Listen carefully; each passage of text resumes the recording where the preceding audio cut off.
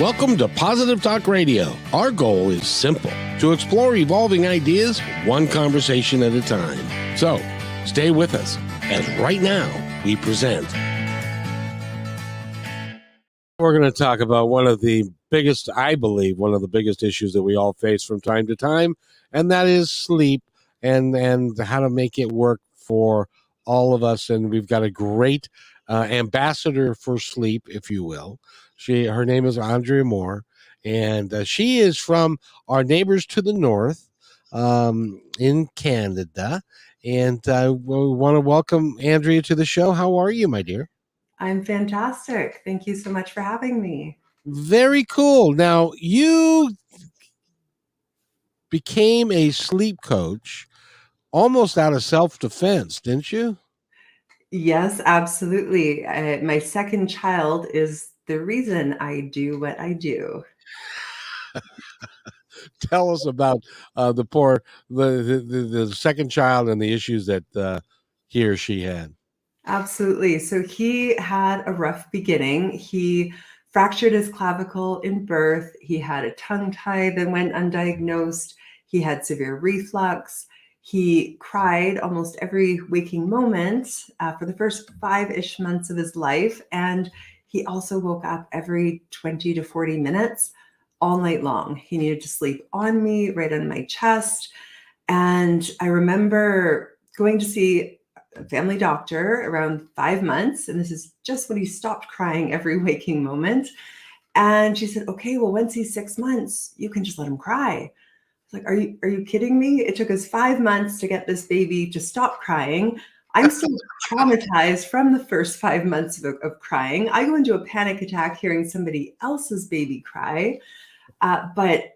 So we intuitively knew letting him cry wasn't the right solution for us, but that's still often the prevailing advice. If you want them to sleep, you close the door, walk away, and let them cry. And that intuitively wasn't a fit. My background's in psychology, so it didn't make sense. The first couple of years of life are so important for building and protecting attachment. And we do that by responding, not by walking away and saying, hey, good luck, figure it out. I remember when our oldest son, now this goes back, he's 34 today.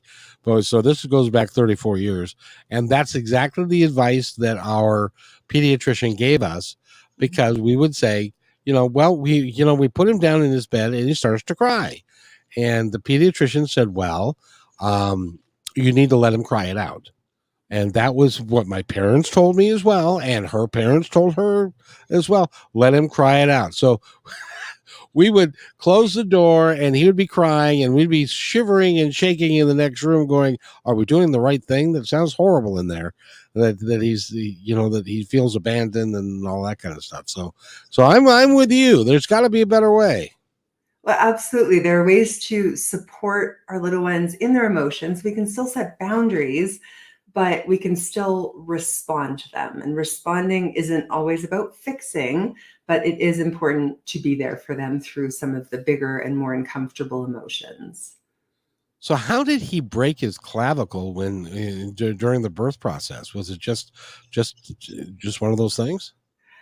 So he was a VBAC, so vaginal birth after cesarean, and the doctors were a little over worried about how he wasn't turning. I'd only been pushing for a couple of minutes.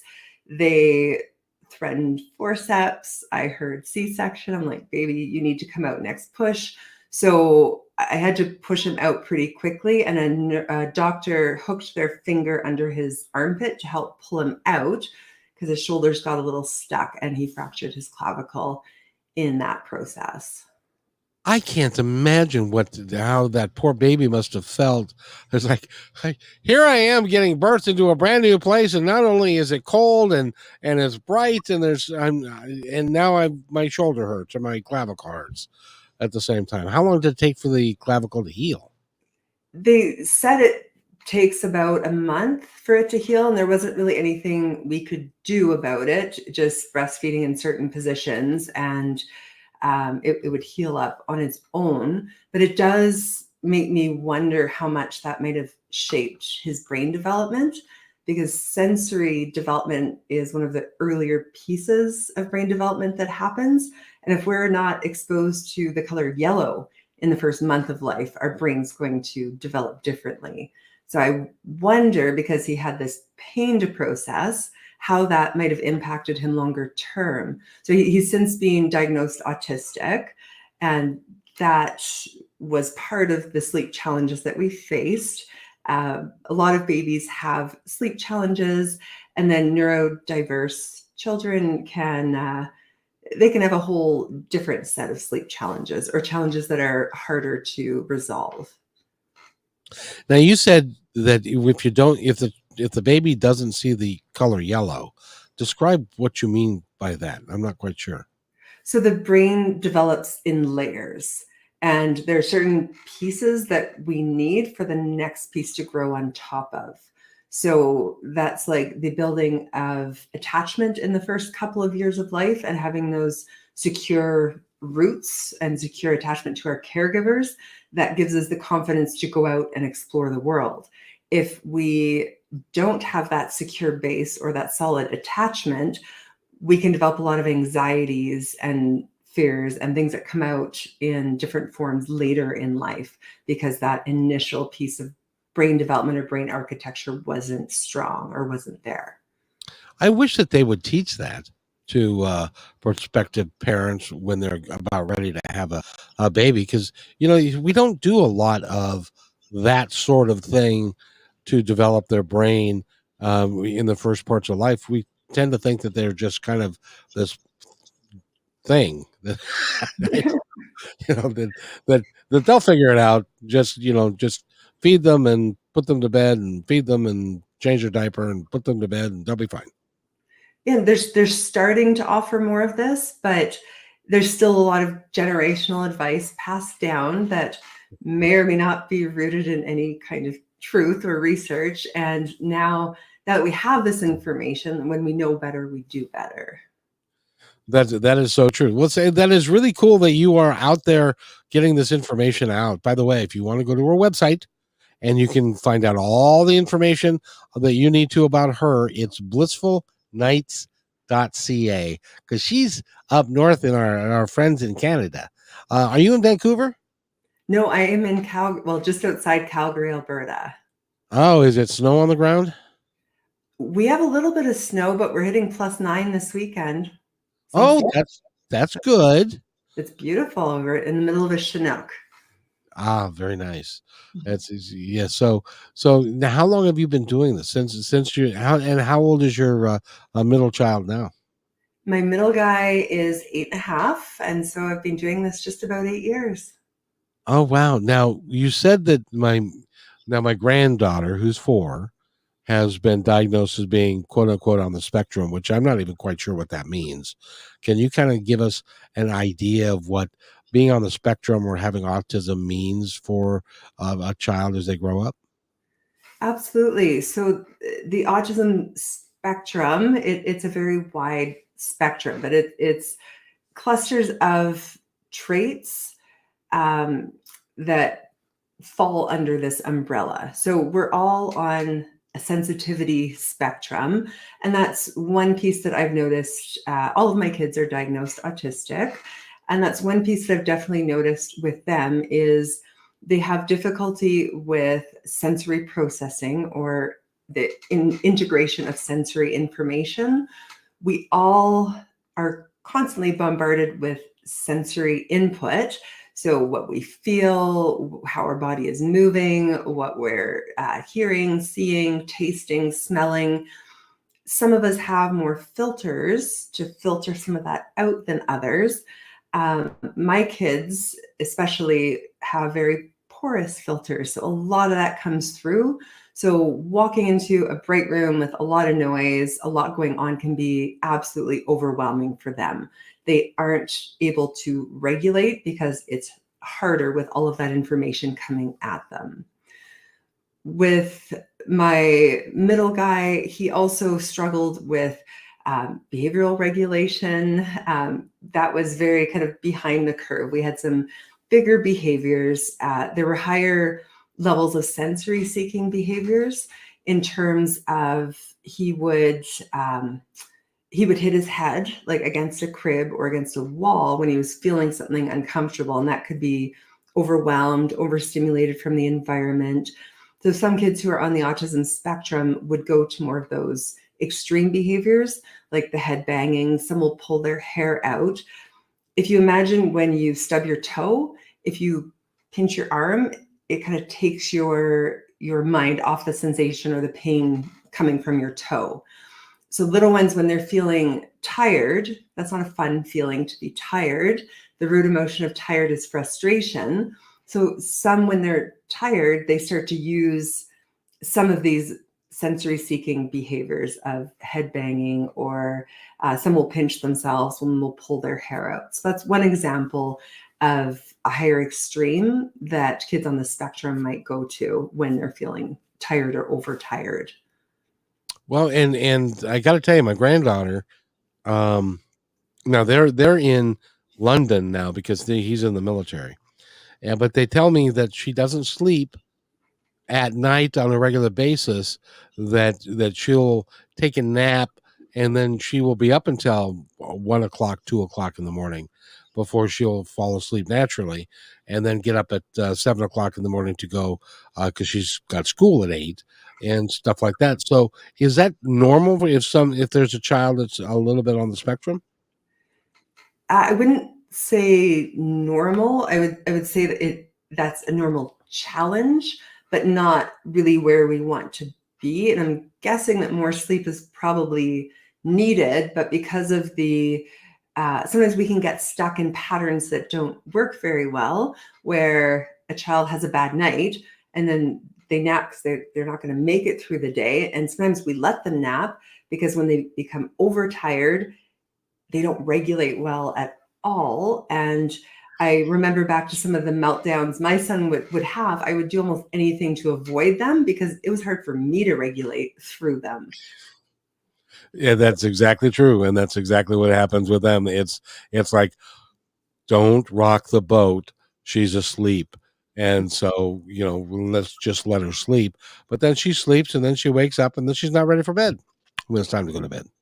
Right. And one of the key components to falling asleep is we need to build up a peak amount of sleep pressure. So there's a chemical called adenosine that builds up in our body during our wakeful hours. And when we sleep, it releases some of that chemical.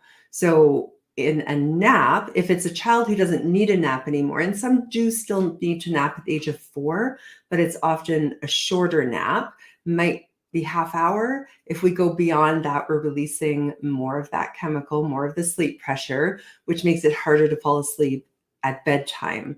And in the evening hours, we want the peak levels of melatonin to line up with the peak level of sleep pressure. If we release too much sleep pressure in the afternoon, okay, well, now we've got melatonin, but we haven't reached that peak level of sleep pressure until midnight. And then we lead to another kind of rough night. Now, my son tells me that some kids on the spectrum don't release melatonin the way that a normal, whatever normal means, I can't even tell you. But they don't release melatonin like some other people do. Have you found that to be true of your kids or kids that are on the spectrum? So I don't I'm not a researcher myself, but there has been research suggesting that some autistic individuals do not produce the same levels of melatonin as their neurotypical peers. And I have noticed with my own kids, especially my middle guy, he's my greatest teacher in life. Whatever I do with the families that I work with would often, I'd see results within several nights to a week of making a change. We would start to see improvements. With my middle guy, we would have to stay solid trying the exact same thing for like a month and a half, sometimes 2 months before we would see it really start to work. And with him, under the guidance of a pediatrician, we have had to do some trials of melatonin where we would use it before bedtime for 2 to 3 weeks while we're resetting his body, getting his body trained to fall asleep around a certain time, because that's the other thing. Our body can get used to being awake at certain times. So if we can use melatonin as a short-term tool to get the body kicking in again and retraining it to sleep at an earlier time, it can also increase the drowsiness, which can decrease some of the challenging behaviors that we can see at bedtime. A lot of it's, well, with my middle guy, we would get a lot of meltdowns around sleep time, and he could fight for 2 to 4 hours, the process of going to sleep. Holy Moses, that must have been really a challenge for you. I would agree, and why I do what I do. Well, and let's talk about that because it's important because a lot of people, and my son and daughter-in-law included, they are beside themselves because they don't know. They know they got a problem. They know it's not going to work the way it's working now, but they don't know how to fix it. If somebody comes to you to work with you, how does it work for them? Yeah, so usually what I do first is they fill out a history form. It gives me just more of an idea of the challenge that they're facing, what they've tried, their child's age, sleep environment, routine. Sleep is never solely a sleep problem. By the age of 4, a child knows how to fall asleep. There's usually something else there. Resistance, maybe it's sleep environment. That's an easier fix. For autistic children, we need to be even more aware of setting up the ideal sleep environment, because any light filtering through a window or from a night light, any white or blue light especially, can filter right through our eyelids, tell our bodies, hey, it's time to be awake, don't produce as much melatonin. With an autistic child who is having exceptional struggles or challenges in the sleep department, we don't want to add to that at all. So they often need complete darkness. Routine is hugely, hugely helpful for them to know what comes next. The other important thing to understand about the first few years of life, so especially in the toddler stage, but also in the preschooler stage, is these little humans live in a state of counter will. So if you imagine you're standing in line at a grocery store and the person behind you in line started pushing their cart against you, what's your instinct? Push back. Exactly. So toddlers and preschoolers live in that state. If we ask them to do something and they don't love it, they're going to resist, push back. Don't like that. They love to say the word no. They hate to hear the word no. So there are a lot of things that we can do to help reduce that counter will or that automatic pushback, because when we add in that stage of development, which is a very egocentric stage of development, I want the world to work for me. I'm going to fight anything that doesn't work my way. We really want to reduce that counter will, because when we combine it with sleep pressure or feeling tired and kind of cranky, we really have a recipe for a lot of struggles. And when we have struggles during the bedtime routine, now a child's not feeling connected to their favorite humans on the planet right before they're facing an 11 to 12 hour separation from them. Oh, So wow. we want bedtime to be peaceful. We want it to be connected. We want them to know what to expect. We want to reduce counter will, sometimes using a bedtime routine chart. So it's the pictures on the chart that say what happens next, not the parent pushing them through and saying, now we're doing this, now we're doing this. Some kids can be excited about that. Oh, you tell me what's next on your chart. They're often excited because they get to tell you what comes next. It can reduce that counter will. And if we use a timer, a lot of kids will delay every step in the routine. If we use a timer, maybe there's 2 minutes for brushing teeth and then 3 minutes to get dressed. It's not the parent saying, okay, let's go, time for the next thing, let's move on. It's, oh, sorry, that's just what the timer says. Nothing I can do about that. So it can reduce the counter will, because it's not that battle of wills, parent to child. It's the parent's kind of enforcing it, but it's something external telling the child what comes next.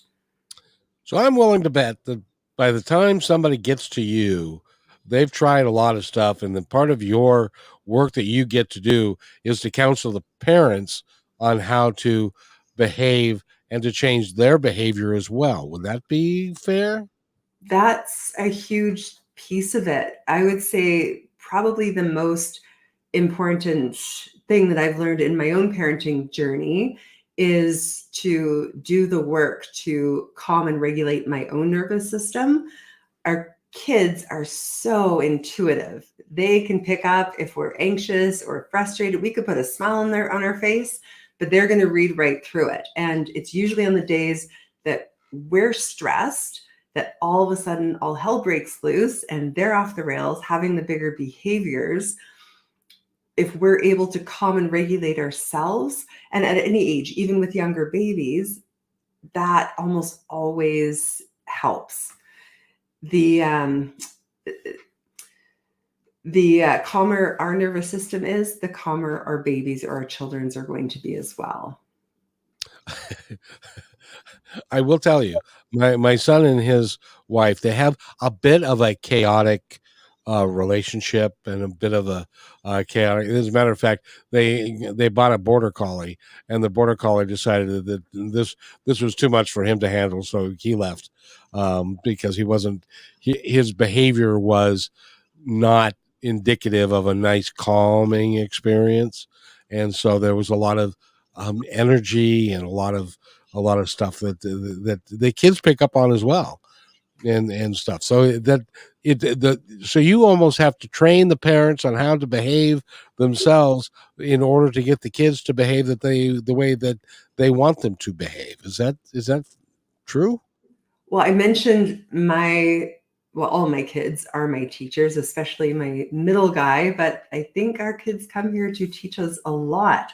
Like, oh, you could be more patient. I'm going to push this button until you rise to that challenge. And this is the work in life. Like, how do we improve to provide our kids with a safe space to feel emotions? So young children and babies, they don't self-soothe or self-regulate, they co-regulate. So that means they're only able to regulate when an adult is present and in a calm, regulated space. So with motor skills, we don't teach a baby how to roll over. We don't teach them how to crawl. We don't say, okay, balance like this and then put this arm forward. We don't do any of that. Those skills are within them. We provide a safe space for those skills to emerge. We don't put them down on concrete. We put them down on a very padded floor. We stay nearby and we give them tummy time and opportunity to practice. So that's how we give space for motor skills to emerge. Emotional regulation is similar. And that's where the idea that 6 months, you can just let them cry, that goes based on the premise that at 6 months, all of a sudden, emotional regulation is in place. Emotional regulation is a lifelong process. How many adults do you know that have not yet fully mastered emotional regulation? Yeah, I think that's all of us. So for little ones, with the development of emotional regulation, what the best thing that we can do for them is give them a safe space. We don't teach them, this is frustrated, this is mad, this is sad, let's do some deep breathing. We can name those emotions, but the emotions come up within their bodies. The safe space that we can offer is our presence when we're able to stay as calm, loving, and non-reactive as possible. You know, I was thinking as you were talking about it, trying to figure out a way for my son to figure out how to make his family situation work a little bit better. And does it work if you you mentioned that for some of the kids they really need to have a dark room that's completely dark and there's no light, there's no stimulation coming in from anywhere else. Does it help if the mom or the dad sit with the child in the bed in the dark room and just kind of be there with them? Does that help them figure out how to go to sleep a little bit better and they get more relaxed? So usually as a starting point with a child who's struggling, I always start with in-room coaching because part of what they're fighting is the separation they're facing from their parents, who are their favorite humans on the planet. What child's going to sign up for that? They're going to Which by the way, I wanted to mention that my son was complaining because she won't go to sleep without him being on the bed. And that's the latest phase that they're in. And that's because she loves him to death. Yeah, and this is where we can also find that middle zone of making sure that it's the parents calling the shots and making the rules and the big decisions instead of a child putting themselves into that alpha role, or I'm going to tell you what to do and you're going to do it. And sometimes we do cave because, especially by 4 years in, we're tired at this point, and they're fighting us at a time of day that we're tired too. Nobody emotionally regulates as well when we're tired. So, as a starting point, and if a light's already in the room, if some kids do reach an age where there are fears or they just really do better with a nightlight, if it has a red glow to it, that's not likely to negatively impact melatonin production. So back in the caveman days, we used to sit around fires, the sun would be setting. So red or like a Himalayan salt lamp nightlight, that kind of nightlight would be the best choice if a child just needs something. And then I would usually offer parental presence to start. But if the child's insistent, no, you need to lay in bed, we're going to negotiate. No, I'm going to sit in a chair. And they might get really angry about that, but it's okay for them to face those feelings of frustration and futility that arise when we don't get our way. And they can learn, oh, okay, I tried everything I could think of to change that. Dad's still sitting in the chair. Okay, well, I like having him close. I'm kind of tired. Okay, I'm just going to go to sleep. So that would be step one. We're just setting a boundary that we're going to do it this way, and you're okay with a little bit of space. And then we're going to increase the space from that point out. And at the age of 4, we really want to focus on the positives. So sometimes introducing that bedtime chart, kids think it's really cool. Wow, I get all these pictures. I get to tell dad how I'm going to sleep and what to do next. And that's a win for them. And then they get parental presence. But if they're crying or fighting, it's a quick reminder, I can only be in here if you're quiet and trying to fall asleep. If they keep pushing the boundary, we might have to walk out briefly. And as soon as they're quiet, we immediately reward the behavior we want to see. And we go right back to the chair. We keep our word. And they start to learn, okay, it's being quiet and trying to fall asleep that brings presence, which is a reward they naturally seek. I got to tell you, you must have the patience of Job. You must. It's amazing that you could do what you do. You must be really, really patient with your kids. I'm a work in progress.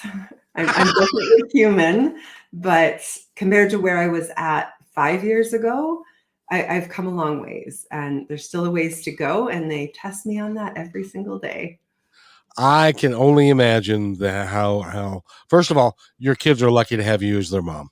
Thank Um, you. because it's a challenge, and I don't know what we would have done in my household because we did not know, we had no idea how to handle any of this stuff, and I'm willing to bet that most parents don't. Well, and I think we've swung from one end of just let kids cry, don't spoil them, basically train them to be independent from the day they're born, to almost the complete opposite end, where a lot of parents are very resistant to ever letting their kids cry. And that's not healthy either. There's always a middle zone, and feeling tired, mad, sad, frustrated, those things are going to happen in everyday life. And little ones, especially before they have much verbal development, they express a lot of those emotions through some tears. And those kinds of tears are what we would call tension release crying. When we release tears of stress or frustration, tired, mad, sad, there are toxins released in our tears. There are stress hormones released. We get a boost of oxytocin after. It's a healthy emotional release. If we don't let that out, oh, I have to go to the grocery store, I don't want mascara running down my face, I'll deal with that later, stuff it down, not appropriate to feel it right now. And then, I don't know, hours later, our partner comes in the room, breathes too loudly, and it all comes out somewhere. And he's like, what did I do? I just got here. Exactly. So it's healthy to let those emotions out, even the uncomfortable ones. So this is where, as a parent, we offer support, but we don't need to jump in and fix or take away the experience of these uncomfortable emotions. Because are we really preparing them for other kids stealing their toy or not being nice to them, or whenever they don't get their way. Part of our job as parents is to give them a space to practice dealing with uncomfortable feelings too. And that's by offering, again, that our presence, staying as non-reactive as possible when they go through some of the big emotions. Now, just out of curiosity, again, I'm using my granddaughter as an example here because she goes to preschool and she goes from 8 till noon, and the teachers tell them that she's a perfect kid. She does everything, and she's a real good kid at school. And then when they pick her up, all hell breaks loose. Is that because of their parenting style up till this point, or that they're not they haven't touched the right buttons, or would you need to like be with them for like a week or two to figure any of this stuff out? No, that they sound exactly like my children, how they come home from school. They're these perfect little angels a lot of the time at school. It's some challenges, but I would love to meet these children who go off to school because they are not the kids that I have at home. So I would say congratulations. They've likely done an incredible job of building attachment and provided that safe space where their little one feels safe enough to come home and let out all the big feelings. So they go to school, and the teachers there can become familiar, but they're not as safe as mom and dad. Right. And they regulate all day. They have to share with other kids. They have to filter out all the noise, all the information coming at them, the nonstop stimulation. And then they come home, and it's their safe space to unload. And all of those big emotions all of a sudden just come pouring out. So I would say they should give themselves a pat on the back if they've created a safe space for all those big emotions. One of the rewards of parenting. Well, and really, the same is true no matter how old you are, because if you have a really bad day at work and you're not allowed to show that you're having a bad day at work, and you can't throw things on the job and really have. So what happens is you come home and you kick the dog, and then you yell at the wife, and or whatever it is, or if you start crying, or because it's a safe place for you to now let out the emotions that have been pent up on you with you all day. Absolutely. Like, what if we let ourselves cry on the way home, or scream in the car, or, go outside and just take a few minutes in nature, or just do some deep breathing, or whatever we need to do, go to the gym, whatever we need to do to keep ourselves in a zone where we're able to regulate. Okay, now I've got what it takes to handle what my kids are going to throw at me. Yes, and yeah, indeed, and they will test you, and if they can do it. So you're a trained psychologist, is that right? No, so my Bachelor of Arts degree is in communication and culture with a minor in psychology. So I Oh, okay. worked in psychology, social work, mental health for about a decade before branching out into pediatric sleep. Ah, very good. And is that a study that a lot of people are doing? I haven't heard of it before. So maybe in Canada it is more so than it is here, or are you kind of unique in what you are developing? It's actually kind of become more of a parenting trend these days to hire a sleep coach or a sleep consultant.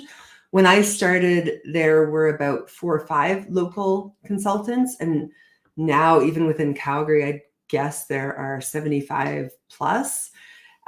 There are it's tricky though. There are a number of different certification bodies. So some you do a weekend of training, and some you do a few months worth. Some you need to have like a bachelor degree. Some you don't need any previous education to do it. And it's not a regulated field, so you're not going to get the same advice from various professionals in the field. Now, just as I would tend to believe that someone who had months of training versus a weekend course where they get a certificate on Sunday at 5 o'clock, that it would be better to have months of training rather than a few days. Am I correct in that? I would agree. And infant mental health is such an important part of this. working with babies and young children in a very vulnerable period of development. So we want to make sure that we're doing everything we can to protect and build attachment. That's important for lifelong development. And that's why I go through with all of the families that I work with, we talk a lot about the different types of crying. So that tension release crying, which is a healthy emotional release, but what does that look like? What kind of body language accompanies that crying versus tension increased crying, which is when a little one has gone beyond their own ability to regulate or bring themselves back to calm. Now they're possibly distressed or overwhelmed. The body's stress response is activated. That's fight, flight, or freeze. That's survival mode. We don't learn from that space. So that's not productive with coaching. And we talk about what that looks like. Because if parents can look at their little one and say, okay, like I'm seeing some crying and I'm seeing them moving, thumping their legs and moving their bodies and bringing their hands into their midline. I know that's frustrated and tired. Okay, well, yeah, it's bedtime and I've changed things up a little bit. That makes sense. I know I can offer support and comfort. I don't need to intervene. There's no danger happening in this moment. Do you find that you have better results with older parents, or do young parents in their early 20s, do they get it as well? I find the parents that seek me out are looking for non-cry it out methods. So the parents that seek me out, I have success with because they're not looking for just leave your baby alone to cry. They want to understand the types of crying. They want to support their little one developmentally. They want to learn. They want to learn kind of what I know to be able to support their little one through sleep and through any bumps that might come up down the road. So that generally takes somebody who's been around the block a couple of times, because Not when you're necessarily. really okay. I'm finding a lot of parents are seeking alternatives to cry it out, and it's not just based on age. So there's a shift from the old just let them cry. There's a lot more knowledge now that there are other ways to do this. And just within my Facebook sleep group, I hovered around 800 members for the first probably 4 or 5 years, and then it's blossomed to almost 26,000 members seeking out non-cry it out kind of methods of support. And is that because they think the outcome is better than just letting them sit there and cry? Well, and we also have a lot more research showing the importance of building and developing attachment. Gotcha. Gotcha. That's a really important thing is for your kids to feel like they are attached to you, and rather than being abandoned, because we're just going to put them in bed and just shut the door and be done with it. And then they cry. At least it was my experience that my kids would cry until they got tired of, and that they weren't going to get the response that they were looking for, and they finally get tired and just fall asleep.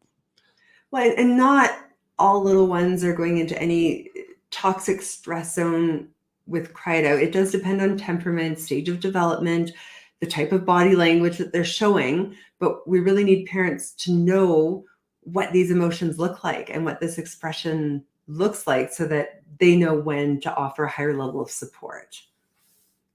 Why don't they teach this prior to the child being born, that there's some things that they can do, or do they? I don't know. It's been a long time. Minimal. A lot of the build up, I used to work as a doula as well, and a lot of the prep is, okay, here's what you do for labor, here's what you do for birth. There's very little prep and practice and knowledge that goes into postpartum. And I think that really needs to shift on, this is realistic. Newborns are not supposed to sleep 8 to 12-hour stretches. They're supposed to wake frequently. Here are sleep signs and age-appropriate wake windows. There's a lot that we can do to help with sleep. We just need to empower parents with education and knowledge. Now, I know part of your journey was that you had postpartum depression. Did you have it all 3 times? I had it after my second two. Ah, what's that? We hear the term postpartum depression, but what is it? What does it feel like? I remember looking back on a video. My middle guy was 8 days old, and postpartum depression kicked in very early with him. And I was bathing him, and I was so checked out, partly from all the crying. He's in the little baby bathtub and he's screaming, which he did every waking moment. And I'm going through the motions and just almost robotically bathing him. And looking back, if I see that video, I'm pick up your baby, pick up your baby. But I was so exhausted and detached that I couldn't do it. A lot of it was extreme irritability or just feeling ragey angry over things that didn't make sense. My kid's dad dared to make a grilled cheese the wrong way once.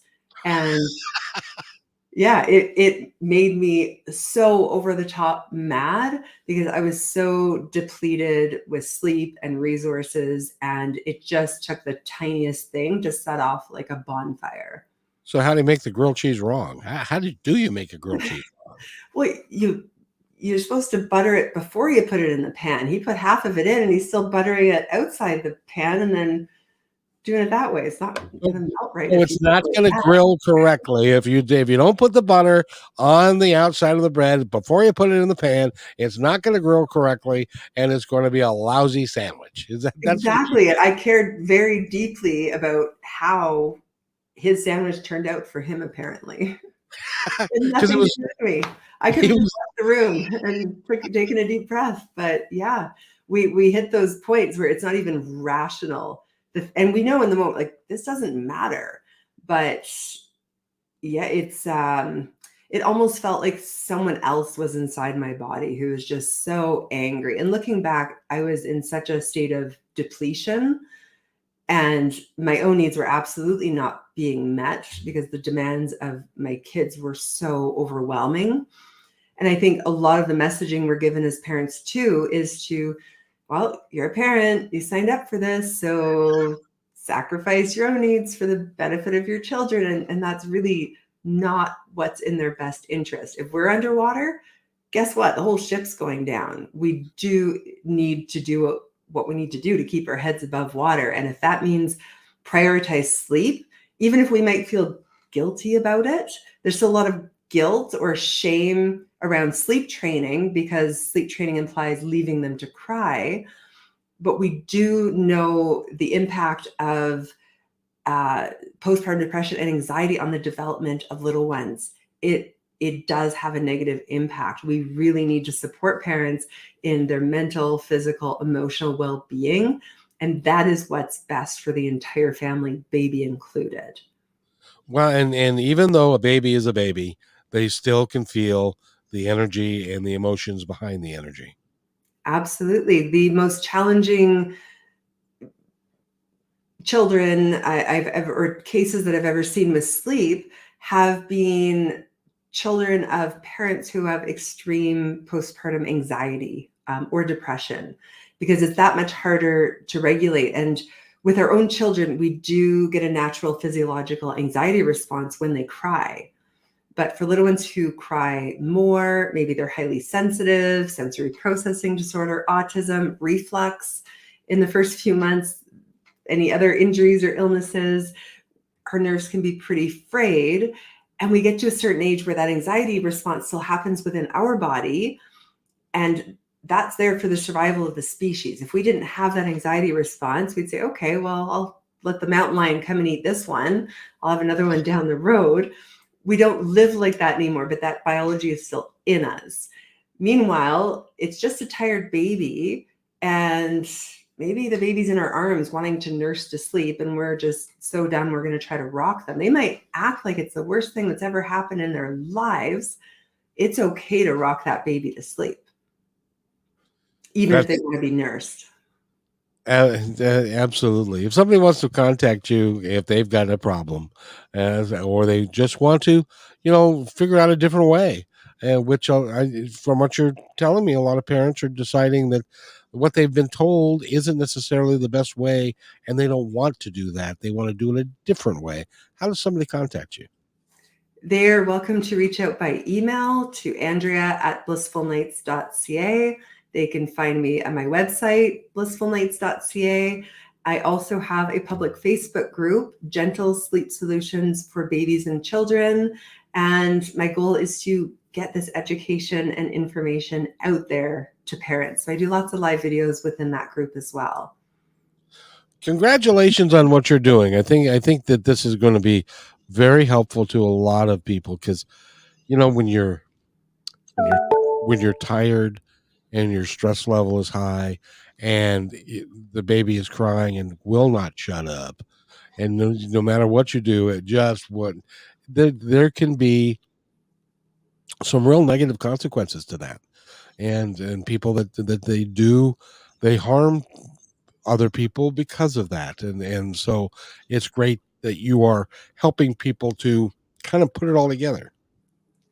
Absolutely. I love what I do. Well, that's good. And you look like you do, and you look very patient right now. Well, So, I'm well rested now. well, that's really good. And now, when you were having postpartum depression, was your husband aware of it? Was he able to help out? And the man sometimes stays away or doesn't feel like they're as responsible. Do you coach them to work together as a team to get this done? Yeah, so my kid's dad he did everything that he could to support me and support the kids, but with three neurodiverse kids, I also found out partway through that process I had Lyme disease. I was healing from a car accident I had been in when I was pregnant with my first. There was a lot going on. He tried the most that he could, but he also worked full time. So a lot of it did fall onto me. When I work with families, I look at their individual circumstances, but ideally both parents would be involved. I don't do any kind of blame on this person's wrong, this person's right. We're moving forward in this direction. What we want babies to learn is, oh, I can fall asleep for mom, I can fall asleep for dad. They do the same thing. We can swap babysitter, other caregivers in. They know how to fall asleep because they know what to do with that feeling of being drowsy. It's not dependent on one parent, and that allows parents to give each other breaks. I'm a firm believer that what we need, at least in this country, and I'm not sure about Canada, but what we need is a class given to a married couple prior to when the little stick turns blue, so that they understand what they're getting themselves into before they actually get into the process of being in it. Does that make sense? It does. I don't know if there's any way to prepare for being in that until we're in it. There is no, yeah.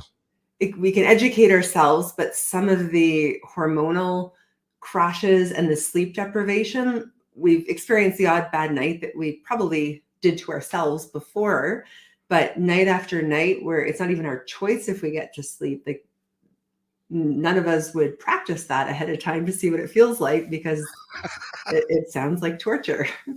Yeah, and I would venture against that a lot of kids, a lot of people would not necessarily have kids if they got to see what it was really going to be like for the first year, maybe two, maybe three.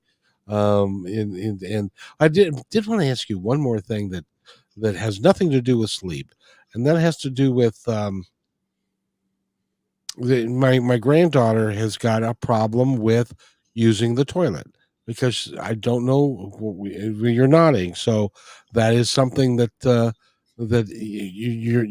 is not abnormal for an autistic child. So potty training with my middle guy was a 2-year process that I still feel I still have flashbacks to it almost.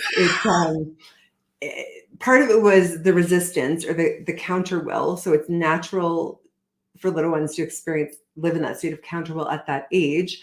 With autistic children, they might exhibit that times 10. So when they're being told what to do, they're going to fight back. And it's a different sensory experience of going to the bathroom. Some really don't like the sensations. It's also change, which can be change is unsettling to any humans, but I know my kids do really well. They need to know what's coming next, what to expect. So any deviations from the regular routine is exceptionally challenging. So going from a pull-up, which had reached a level of comfort, to having to do it in this toilet where there's this big hole I sit in. What if I fall in? Like, am I going to go down there? It's a bigger change than what we would think. What we did one weekend, we did a big potty party. So we bought like the sparkling juices and just we did a whole balloon arch and just made it really exciting. So this was going to be a fun thing. And we just rewarded every single time we had the win. And I remember we were so excited about this, like, this has got to work. I think he was about 5 at the time. We'd been trying for a year of failed attempt after failed attempt. And he went the first time, we made a big deal out of it. We're like, okay, this is it. He did it. And then the second time he realized, oh, they want me to do this every time.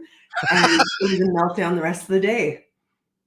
So my daughter got it that day, but it still took him about another 2 to 3 months after that of consistency. We had to take the pressure off when it was us constantly setting timers and reminding him. Again, it's that counter will. I'm being told to do it over and over. So we tried to just give space and reward if he went to the bathroom in the pull-up in the bathroom. Didn't have to be in the toilet, but you're going to go in there to do it. It's not in the middle of play.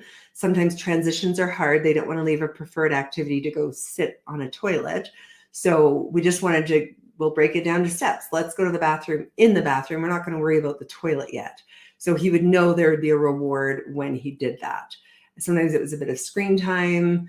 Sometimes it was a certain toy that he'd get to pull out of a box to play with.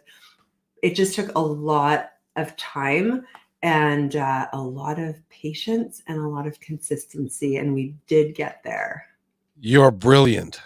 It's brilliant. I will pass that along. It's like, and hopefully they will have. I'd never heard of such a thing. So, but I'd never had autistic children. So it's at least not that I'm aware of. I may have, but we didn't. But we didn't. We didn't treat it as such. So anyway, but as I want to thank you very much, Andrea Moore, for being here. Go to blissfulnights.ca. Get all the information you need to about her.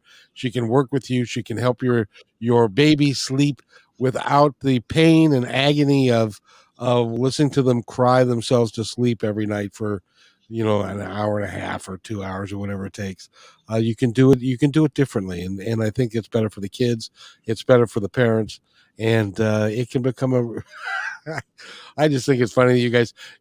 Let's have a potty party and get everybody excited about going poop and stuff. So congratulations. I think it's great. Is there anything else you'd like to add before we go? I don't think so. Just thank you so much for having me. I love an opportunity to have these conversations and just to even let parents know that there are alternatives. And if Cry It Out doesn't intuitively feel like the best fit, they should follow that. Exactly. And blissfulnights.ca, and you can contact her from there. And you work with people all over the world, I would imagine. I do. Yeah. Australia, Bali, all over the States, Canada. Do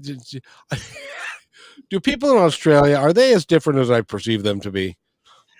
No, not in terms of parenting challenges with babies who don't sleep well. That's good. Well, I want to thank you for being here. It's been a joy. Would you come back? Can we do this again? Definitely. Awesome. I want to thank you again. We've been talking to Andrea Moore. And it's Andrea or Andrea? Andrea. Okay. And blissfulnights.ca. Go there if you have if you're my age and you have a grandchild, contact the parents and have them call her. Because she can help them. And if you hear from a guy by the name of Sean, that would be my son. So I'll pass along your information and to see if you can help him. So again, Andrew, thank you so much for being here. Thank you. And I hope everybody has a great day, and hold on right where you are, and I'll be right back. Hey, thanks for enjoying this episode all the way to the end. Please give us a like and subscribe to this channel. This has been a production of PositiveTalkRadio.net. Please visit our website, oddly named PositiveTalkRadio.net, for more details about us and our mission, which is to provide great positive programming designed to inspire us all. I'm Kevin McDonald, and I'm proud of these shows, and I truly hope that you'll like them and share them with friends and family. So on behalf of our entire team, remember, be kind to one another because each other's